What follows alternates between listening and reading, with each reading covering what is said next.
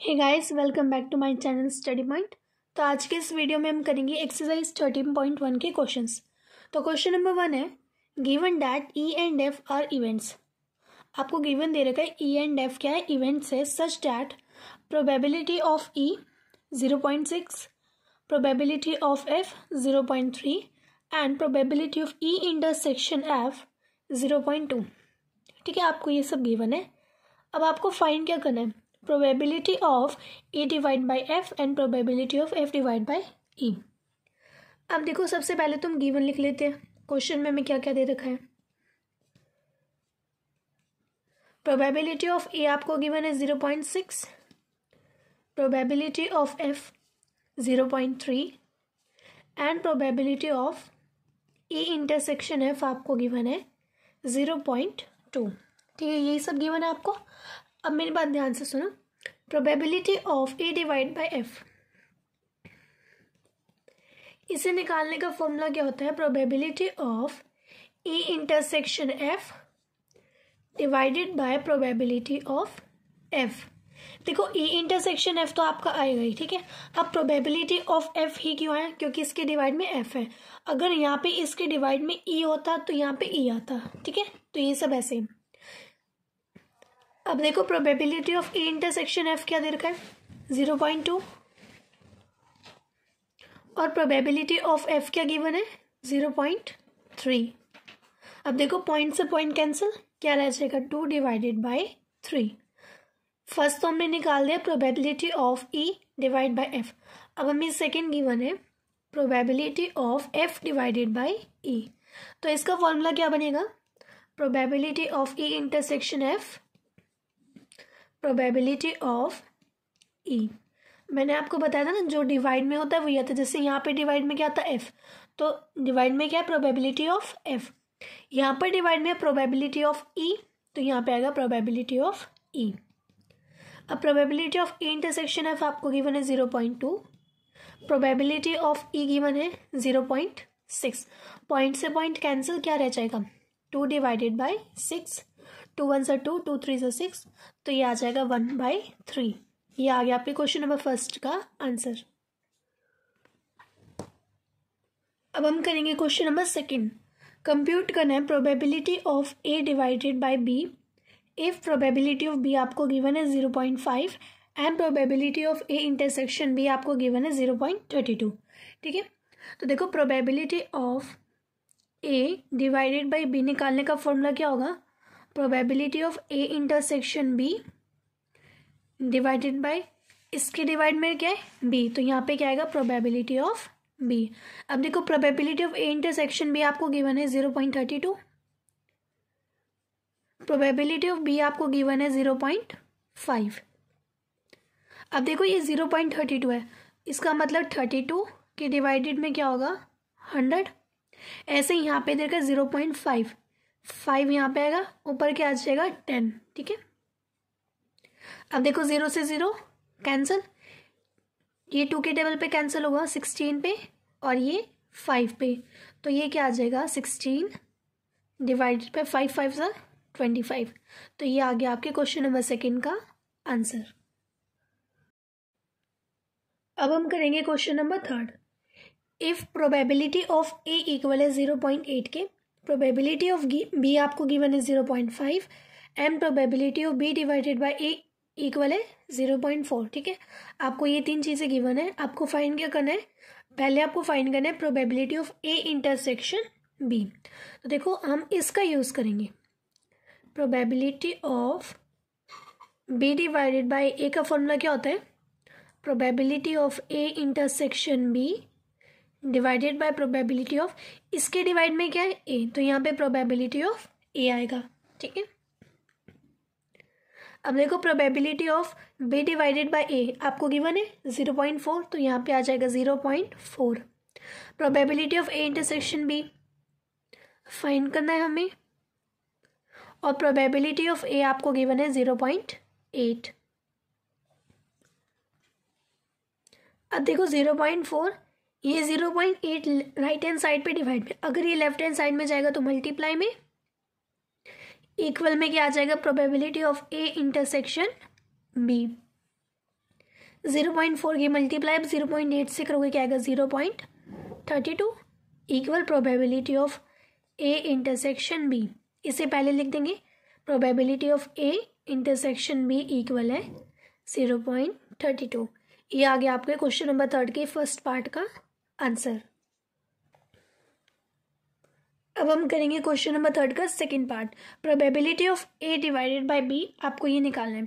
तो देखो probability of A divided by B निकालने का फॉर्मूला क्या होता है, जो हमने क्वेश्चन नंबर 2 में पढ़ा था, probability of A intersection B divided by probability of B. इसके डिवाइडेड में बी है तो यहाँ पे भी डिवाइड में क्या हो जाएगा बी। अब देखो probability of A intersection B, अभी हमने फाइंड किया क्या था 0.32, तो यहाँ आएगा 0.32 divided by probability of B आपको गिवन है 0.5, तो यहाँ पर क्या आ जाएगा 0.5।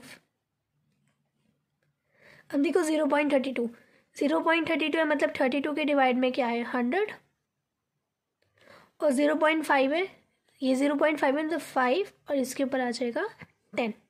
ठीक है, इससे सॉल्व करना सभी को आता है ना। अब देखो एक 0 से एक 0 कैंसिल, अब ये 16 पे 2 16 सा 32, 2 5 सा 10, तो ये क्या बन जाएगा 16 की मल्टीप्लाई 1 से करेंगे 16, 5 की मल्टीप्लाई 5 से करेंगे 25। तो ये आ गया आपके क्वेश्चन नंबर 3 के सेकेंड पार्ट का आंसर। अगर आप यहाँ तक क्वेश्चन करते तो भी बिल्कुल ठीक है, अगर इसको डिवाइड करके करोगे तो 16 डिवाइडेड बाई 24 होता है 0.64। ठीक है, ये आ गया आपके क्वेश्चन नंबर 2 का आंसर।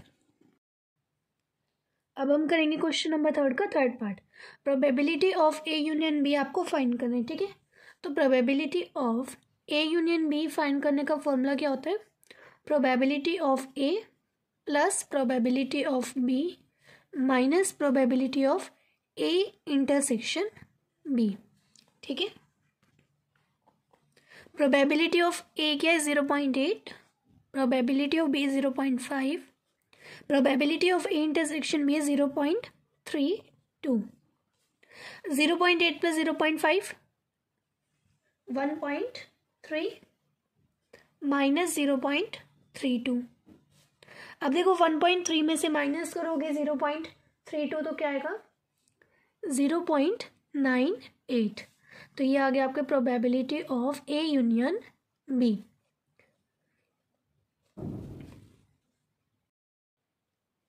अब हम करेंगे question number 4, evaluate probability of A union B if two probability of A, मतलब प्रोबेबिलिटी ऑफ ए क्या है 2 times equal to probability of B equal 5/13 and probability of A divided by B आपको given है 2/5। तो सबसे पहले देखो given लिख लेते हैं, हमें क्या क्या दे रखा है। देखो 2 times of probability of A equal है प्रोबेबिलिटी ऑफ बी, और प्रोबेबिलिटी ऑफ बी क्या दे रखी है 5/13, तो मतलब ये किसके इक्वल होगा 5/13 के। तो यहाँ से तो सबसे पहले हम क्या करते हैं, प्रोबेबिलिटी ऑफ ए की वैल्यू फाइंड करते हैं। Probability of A equal to 5/13, ये 2 लेफ्ट हैंड साइड पे मल्टीप्लाई में, अगर राइट हैंड साइड पे जाएगा तो डिवाइड में, तो प्रोबेबिलिटी ऑफ ए क्या आ जाएगा 13 की मल्टीप्लाई 2 से करेंगे 26। ठीक है, प्रोबेबिलिटी ऑफ ए ये है और प्रोबेबिलिटी ऑफ बी गिवन है आपको 5/13। ठीक है, probability of A probability of B आपको गिवन है। अब देखो आपको फाइंड क्या करना है, probability of A union B. Probability of A union B का फॉर्मूला क्या होता है, probability of A plus probability of B minus probability of A intersection B. अब देखो probability of A probability of B ये दोनों तो आपके पास है, लेकिन probability of A intersection B तो नहीं है, लेकिन इसके प्लेस पर हमें गिवन है probability of A divided by B equal to 25। तो हम इसका यूज़ करते हैं। देखो probability of A divided by B आपको गिवन है 2/5। अब आपको पता है probability of A divided by B का फॉर्मूला क्या होता है, probability of A intersection B divided by probability of B. इसके डिवाइड में बी है तो यहाँ पे भी क्या आएगा, डिवाइडेड में बी आएगा। अब देखो ये यहाँ पे डिवाइड में, अगर ये लेफ्ट हैंड साइड जाएगा तो मल्टीप्लाई में, probability of A divided by B multiply probability of B equal to probability of A intersection B. ठीक है, इतनी बात क्लियर हुई। अब देखो probability of A divided by B क्या है 2/5 और प्रोबेबिलिटी ऑफ बी आपको गिवन है 5/13 इक्वल में probability of A intersection B. 5 से 5 कैंसिल तो ये क्या आ जाएगा 2/13 equal to probability of A intersection B. अब देखो ए इंटरसेक्शन बी की भी मिल गई आपको प्रोबेबिलिटी 2/13। तो बस अब इस फर्स्ट इक्वेशन इसमें पुट करना है आपको। ठीक है, now put in first equation. ठीक है, फर्स्ट इक्वेशन क्या थी देखो, probability of A union B equal है probability of A plus probability of B minus probability of A intersection B. अब देखो probability of A union B तो हमें फाइंड करना है। प्रोबेबिलिटी ऑफ ए आपको गिवन है 5/26, प्रोबेबिलिटी ऑफ बी आपको गिवन है 5/13 और probability of A intersection B हमने फाइंड करी थी कितनी आई 2/13। अब यहाँ से एलसीएम लेंगे, एलसीएम लेके क्या आएगा डिवाइड में 26, 5 + 10 - 4। अब देखो 5 + 10 15, 15 - 4 कितना होगा 11 और डिवाइड में क्या है 26। तो ये क्या आ गया आपका probability of A union B. ये आ गया आपके क्वेश्चन नंबर 4 का answer. Probability of A union B क्या है आपका 11/26। अब हम करेंगे question number 5। If probability of A equal है 6/11, प्रोबेबिलिटी ऑफ बी आपको गिवन है 5/11 and probability of A union B given है 7/11। हमें फाइंड क्या करना है, फर्स्ट पार्ट में देखो probability of A intersection B. अब देखो probability of A union B का फॉर्मूला क्या होता है, probability of A plus probability of B minus probability of A intersection B. ठीक है, अब देखो अगर ये probability of A intersection B वहाँ जाएगा तो प्लस में probability of A union B plus probability of A intersection B equal probability of A plus probability of B. अब देखो हमें फाइंड क्या करना है, probability of A intersection B, हमें सिर्फ ये फाइंड करना है। तो इसे क्या करेंगे, probability of A union B को हम राइट हैंड साइड भेज देंगे। यहाँ पर क्या रह जाएगा, probability of A intersection B equal to probability of A plus probability of B. ये probability of A union B plus का है ना लेफ्ट हैंड साइड में, अगर ये राइट हैंड साइड जाएगा तो माइनस का, probability of A union B. अब जो वैल्यूज है वो सब यहाँ पे पुट कर देंगे। देखो प्रोबेबिलिटी ऑफ ए की वैल्यू क्या है 6/11, प्रोबेबिलिटी ऑफ बी की वैल्यू क्या है 5/11 और probability of A union B की वैल्यू क्या है 7/11। इन दोनों का सबसे पहले तो एलसीएम लेंगे, 6 + 5 11 माइनस 7/11। 11 से 11 कैंसिल हो जाएगा, यहाँ पर क्या रह जाएगा 1 माइनस 7/11। अब देखो यहाँ पे एलसीएम लेंगे, एलसीएम इसके नीचे कुछ नहीं मतलब 1, एलसीएम लेंगे तो क्या होगा 11 - 7 डिवाइड में 11, 11 - 7 क्या होगा 4/11। तो ये आ गया आपके क्वेश्चन नंबर 5 के फर्स्ट पार्ट का answer, probability of A intersection B की वैल्यू। अब हम करेंगे क्वेश्चन नंबर 5 का सेकंड पार्ट। इसमें आपको क्या फाइंड करना है, probability of A divided by B. तो देखो probability of A divided by B की वैल्यू क्या होती है, फॉर्मूला क्या होता है इसका, probability of A intersection B divide में, इसके डिवाइड में क्या आएगा, देखो इसके डिवाइड में बी है तो इसके डिवाइडेड में भी बी आएगा, प्रोबेबिलिटी ऑफ बी। अब देखो probability of A divided by B same रहेगा।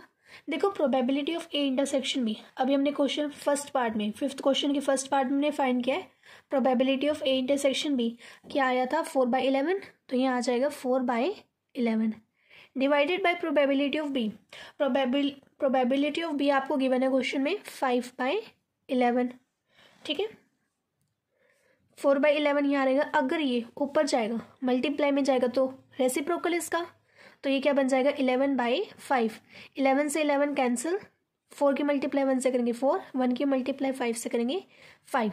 तो ये आ गया आपका probability of A divided by B की वैल्यू। ये आ गया आपके क्वेश्चन नंबर 5 के सेकेंड पार्ट का आंसर। अब हम करेंगे इसी क्वेश्चन का थर्ड पार्ट, ठीक है। Probability of B divided by A. देखो सेकेंड पार्ट में हमने क्या फाइंड किया था, probability of A divide by B, और थर्ड पार्ट में फाइंड करना probability of B divide by A. तो देखो probability of B divided by A का फॉर्मूला क्या बनेगा, probability of A intersection B divide by, इसके डिवाइड में क्या है ए, तो इसके डिवाइड में भी क्या आ जाएगा probability of A. Probability of A intersection B क्या आया था हमारा 4/11, और प्रोबेबिलिटी ऑफ ए आपको गिवन है क्वेश्चन में 6/11, ठीक है। 6/11 यहाँ पे नीचे डिवाइड में, अगर ये ऊपर जाएगा मल्टीप्लाई में, और अगर ऊपर मल्टीप्लाई में जाएगा तो इसका रेसिप्रोकल, तो ये क्या बन जाएगा 11/6। 11 से 11 कैंसिल, 4 की मल्टीप्लाई 1 से करेंगे 4, 1 की मल्टीप्लाई 6 से करेंगे 6, 2 के टेबल पर कैंसिल करेंगे तो ये आ जाएगा आपका 2/3। तो probability of B divide by A क्या आ जाएगा आपका 2/3। ये आ गया आपके क्वेश्चन नंबर 5 के थर्ड पार्ट का आंसर।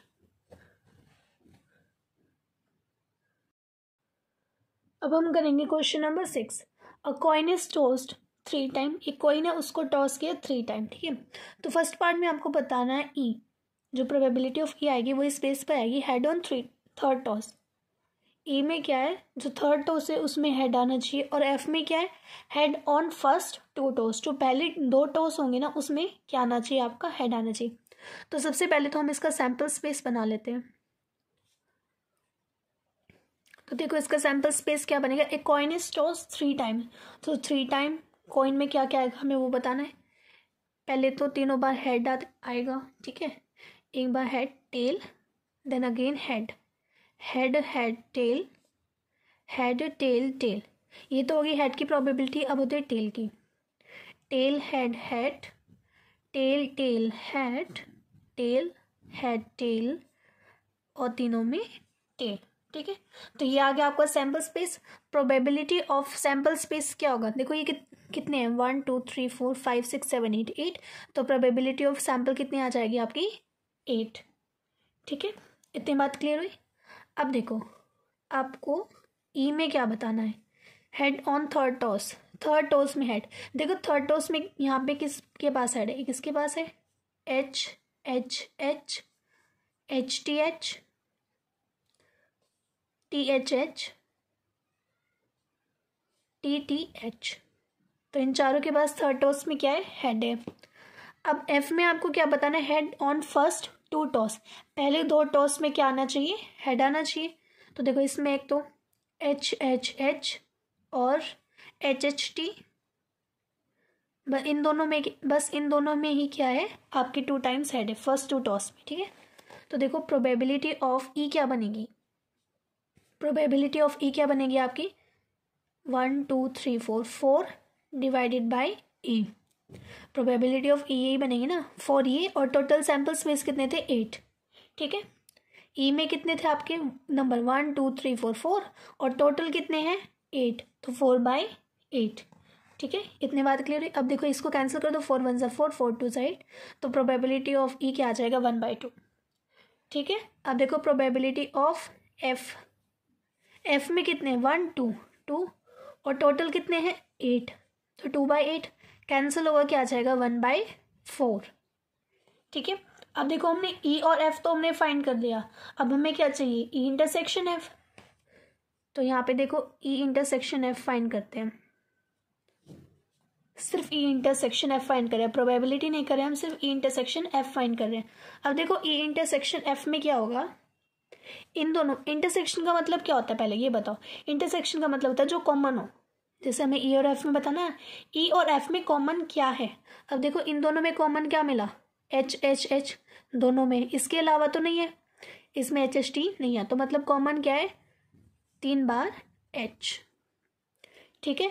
तो इसकी प्रोबेबिलिटी क्या बनेगी ई इंटरसेक्शन एफ की, ये 1 टाइम है, एक नंबर है तो 1 और टोटल कितने हैं 8, तो probability of E intersection F क्या बना 1/8। अब देखो आपको क्वेश्चन में फाइंड क्या करना, a coin is tossed 3 time where E head on third toss and head on first 2 toss. आपको ये दे रखा है 6 to 9 जितने भी क्वेश्चन है उसमें आपको फाइंड करना है E divided by F, probability of E divided by F. तो probability of E divided by F क्या होता है, probability of E intersection F divided by, इसके डिवाइड में क्या है एफ है, तो यहाँ पे क्या आ जाएगा प्रोबेबिलिटी ऑफ एफ। ठीक है, इतनी बात क्लियर हुई। अब देखो probability of E intersection F, intersection आएगा यहाँ पे, ठीक है, probability of E intersection F क्या है 1/8, प्रोबेबिलिटी ऑफ एफ कितना आया 1/4, डिवाइड में क्या आ जाएगा 1/4। अब देखो ये नीचे 1/4 डिवाइड में, अगर ये ऊपर जाएगा मल्टीप्लाई में तो रेसिप्रोकल हो जाएगा 4/1, 4 1 सा 4, 4 2 सा 8, 1 की मल्टीप्लाई 1 से करेंगे 1, 2 की मल्टीप्लाई 1 से करेंगे 2, तो probability of E divided by F क्या आ जाएगा आपका 1/2। ये आ गया आपके क्वेश्चन नंबर 6 के फर्स्ट पार्ट का आंसर। अब हम करेंगे 6 क्वेश्चन का सेकेंड पार्ट। ये आपको दे रखा है एटलीस्ट 2 हेड, एटलीस्ट 2 हेड का क्या मतलब है 2 तो होने ही चाहिए, 2 से ज़्यादा हो सकते हैं, ठीक है। एफ दे रखा है एटमोस्ट 2 हेड्स, एटमोस्ट का मतलब क्या होता है कि 2 हेड, मिनिमम 2 हेड होने ही चाहिए, 2 से कम भी हो सकते हैं, मतलब मैक्सिमम 2 हेड हो, कम भी हो सकते हैं, एक भी हो सकता है या एक भी ना हो, लेकिन ज़्यादा नहीं होनी चाहिए, कम हो लेकिन ज़्यादा ना हो, ठीक है। इसमें क्या एटलीस्ट 2 से ज़्यादा हो सकते हैं, लेकिन यहाँ पे 2 से कम हो सकते हैं, ठीक है। बात आई समझ। यहाँ पे हमने सैम्पल स्पेस पहले बना रखा है, तो प्रोबेबिलिटी ऑफ सैम्पल स्पेस क्या आ जाएगा 1 2 3 4 5 6 7 8, टोटल कितने हैं ये 8 है, ठीक है। अब ध्यान से सुनो, सबसे पहले तो फाइंड करते हैं ई, एटलीस्ट 2 हेड होने ही चाहिए एटलीस्ट, तो देखो 2 हेड होने चाहिए, 2 से ज़्यादा भी हो सकते हैं। यहाँ पे 2 हेड है तो इसे लिख लेते हैं H H H, H T H, H H T और टी एच एच, ठीक है। ये 3 तो हमें, ये 4 मिल गए हमें यहाँ से ई में से। अब प्रोबेबिलिटी ऑफ ई क्या बन जाएगी, देखो 1 2 3 4, ये कितने 4 और टोटल सैम्पल स्पेस कितना है 8, डिवाइड में 4 1 सा 4, 4 2 सा 8, तो प्रोबेबिलिटी ऑफ ई आ गई आपकी 1/2, ठीक है। अब एफ चेक करते हैं, एफ में क्या कहा गया था हमें एटमोस्ट 2 हेड, मतलब कि 2 तो होने ही चाहिए, 2 से कम भी हो सकते हैं, एक भी हो सकता है या एक भी ना हो, लेकिन ज़्यादा नहीं होने चाहिए, ठीक है। तो देखो यहाँ पे 2 तो है लेकिन 2 से ज़्यादा है, 3 है ना, तो ये नहीं होगा। देखो यहाँ पे 2 है एच टी एच में, तो ये होगा एक, तो एच एच टी यहाँ पर भी 2 है, एच टी टी एटमोस्ट का मतलब क्या होता है 2 या 2 से कम, यहाँ पे 1 है तो मतलब ये भी होगा, यहाँ पर 2 है T H H, T T H में 1 है, टी एच टी में 1 है और टी टी टी में 1 भी नहीं है, ठीक है। अगर 1 भी नहीं है ना तो वो भी लिखना है आपको, जैसे यहाँ पे टी टी टी, तीनों बार टी है ना, लेकिन उसने क्या कहा था एटमोस्ट, एटमोस्ट का मतलब यही होता है या तो 2 हो या 1 हो या 1 भी ना हो, ठीक है। तो मतलब सारे सैंपल स्पेस आ गए, बस ट्रिपल एच नहीं आया, ठीक है। तो प्रोबेबिलिटी ऑफ एफ क्या बन जाएगी, देखो 1 2 3 4 5 6 7 है और टोटल कितने सैंपल स्पेस है 8, तो ये बन जाएगा 7/8 प्रोबेबिलिटी ऑफ एफ। अब देखो हमें क्या चाहिए, probability of E intersection F. Intersection का मतलब क्या होता है, कॉमन क्या है, ई और एफ में कॉमन क्या है, देखो इन दोनों में कॉमन क्या है एच टी एच, एक तो एच एच टी और टी एच एच, ये 3 कॉमन है, ठीक है। तो probability of E intersection F क्या बन जाएगा 1 2 3 है और टोटल सैंपल स्पेस कितने होते हैं 8, ठीक है।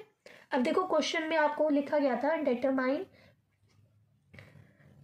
P A divided by F in 6 to 9 question, 6 to 9 जितने भी क्वेश्चन है उसमें आपको क्या बताना है ई डिवाइडेड बाय एफ। तो ई डिवाइड बाय एफ का फॉर्मूला क्या होता है, probability of E intersection F divided by probability of, इसके डिवाइड में एफ है तो यहाँ पर भी एफ। ठीक है, अब देखो probability of E intersection F क्या आया था आपका 3/8, प्रोबेबिलिटी ऑफ एफ क्या आया था 7/8, तो डिवाइड में आ जाएगा 7/8। यहाँ पे लिख देना probability of E divided by F. अब देखो यहाँ पे 3/8 है, ये 7/8 क्या है डिवाइड में, अगर ये ऊपर जाएगा मल्टीप्लाई में, ये 7/8 है, मल्टीप्लाई में जाएगा तो रेसिप्रोकल, तो ये बन जाएगा 8/7। 8 से 8 कैंसिल, 3 की मल्टीप्लाई 1 से करेंगे 3, 7 की मल्टीप्लाई 1 से करेंगे 7, तो probability of E divide by F क्या आ जाएगा आपका 3/7। ये आ गया आपके क्वेश्चन नंबर 2 का आंसर। अब हम करेंगे 6th क्वेश्चन का 3rd पार्ट। ई आपको दे रखा है एटमोस्ट 2 टेल्स और एफ दे रखा है एटलीस्ट 1 टेल। एटमोस्ट का मतलब मैंने आपको 2nd पार्ट में बताया था। देखो यहाँ पर देखा 2 टेल्स, एटमोस्ट 2 टेल्स मतलब कि 2 टेल तो होने ही चाहिए, 2 से कम भी हो सकता है, 1 भी हो सकता है या 1 भी नहीं हो सकता है।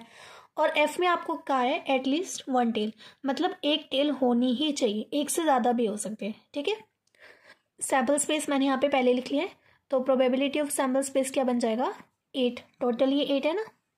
तो देखो ई आपको देखा है एटमोस्ट 2 टेल्स, एटमोस्ट का मतलब मैं दोबारा बता देती हूँ, एटमोस्ट 2 टेल का मतलब है कि या तो 2 हो, 2 टेल हो, 2 से कम भी हो सकते हैं या 1 भी नहीं हो सकती है। ठीक है, तो देखो एच आएगा एक तो यहाँ पे, क्योंकि 1 भी टेल नहीं है यहाँ पे, एटमोस्ट का मतलब यही तो होता है, या तो 2 हो, 1 हो या 1 भी ना हो, लेकिन 2 से ज़्यादा ना हो। एच यहाँ पे 1 टेल है, एच टी में 1 टेल है, एच टी में 2 टेल है, टी में 1 टेल है, टी में 1 टेल है, टी नहीं लिखेंगे क्योंकि यहाँ पे 3 टेल्स है और हमें कहा गया कि कम हो, 2 से कम हो, 2 से ज़्यादा ना हो। तो प्रोबेबिलिटी ऑफ ई क्या बन जाएगी, देखो ये कितने हैं 1 2 3 4 5 6 7 और टोटल कितने हैं 8, तो प्रोबेबिलिटी ऑफ ई क्या बन जाएगी 7/8। अब एफ में देखो एटलीस्ट 1 टेल, एफ में कहा गया ना एटलीस्ट 1 टेल मतलब 1 टेल हो या 1 से ज़्यादा हो, तो देखो 1 टेल होनी चाहिए। एच टी टी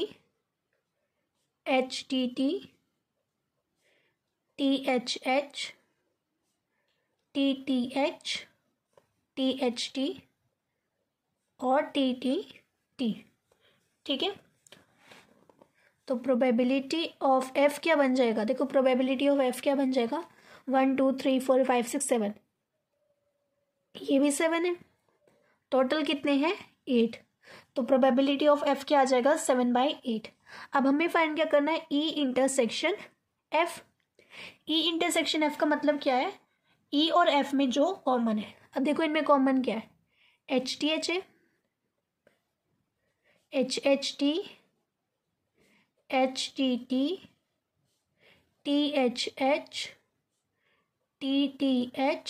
और टी। ठीक है, तो probability of E intersection F क्या आ जाएगा, देखो ये कितने 1 2 3 4 5 6 और टोटल कितने हैं 8, कैंसिल करते हैं 2 3 सा 6 2 4 सा 8, तो ये आ जाएगा 3/4। ठीक है, अब देखो क्वेश्चन की स्टार्टिंग में क्या कहा था, determine P E divided by F, probability of E divide by F find करना है आपको। इसका फॉर्मूला क्या होता है, probability of E intersection F divided by probability of F, इसके डिवाइड में एफ है इसलिए यहाँ पे एफ आया। Probability of E intersection F क्या है आपका 3/4 और प्रोबेबिलिटी ऑफ एफ क्या आया आपका 7/8।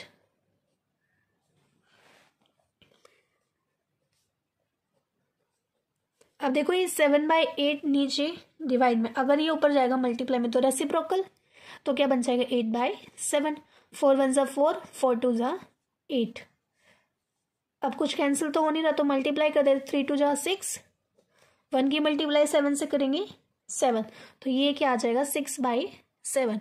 Probability of E divided by F क्या आ गया आपका 6/7।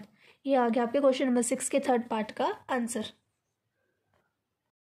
अब हम करेंगे क्वेश्चन नंबर 7।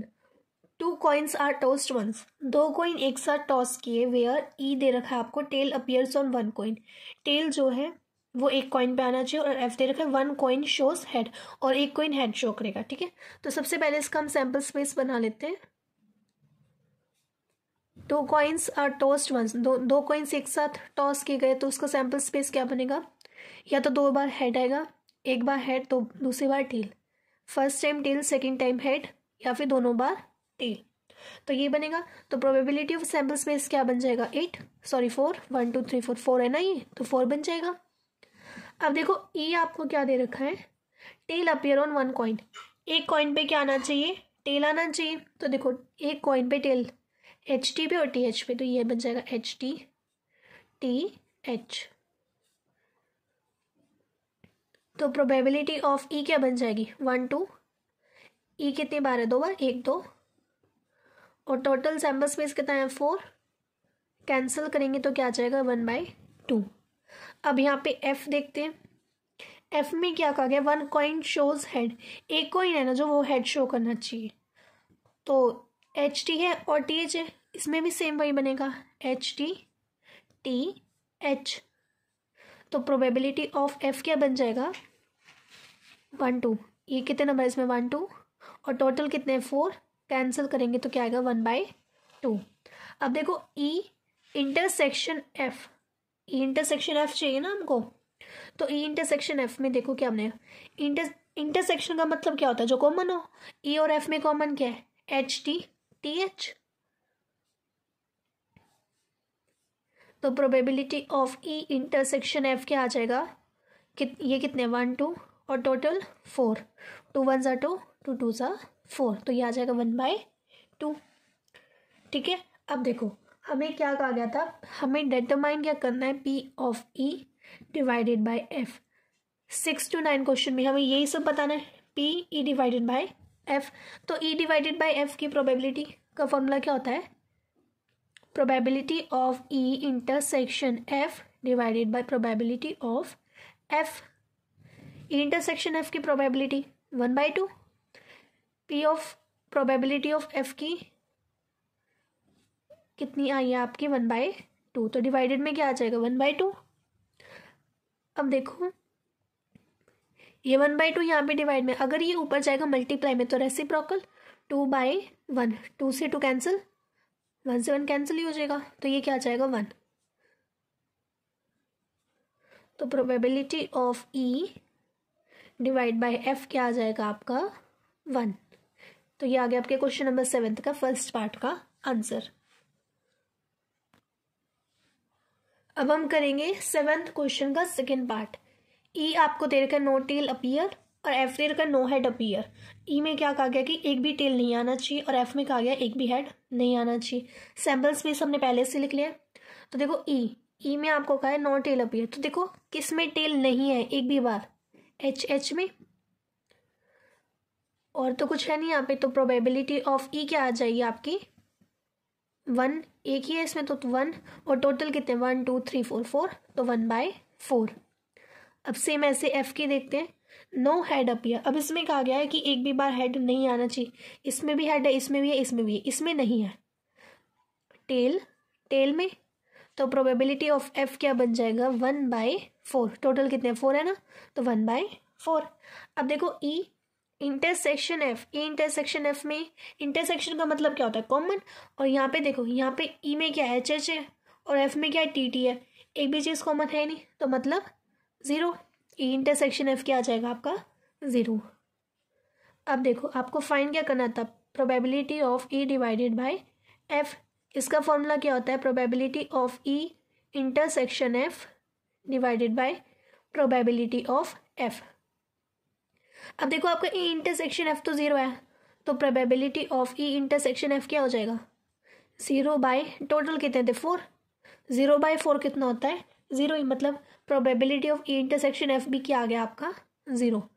तो प्रोबेबिलिटी ऑफ इंटरसेक्शन एफ के प्लेस पर 0, प्रोबेबिलिटी ऑफ एफ कितना है 1/4।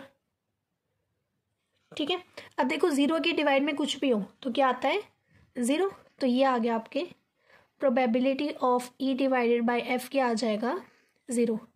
ये आ गया आपका क्वेश्चन नंबर 7 के सेकेंड पार्ट का आंसर। आई होप इस वीडियो में हमने एक्सरसाइज 13.1 के जितने भी क्वेश्चन किए वो आप सभी को अच्छे से समझ आएंगे। आगे के क्वेश्चन हम नेक्स्ट वीडियो में करेंगे। ओके, तो चलिए मिलते हैं नेक्स्ट वीडियो में। तब तक के लिए बाय एंड थैंक यू।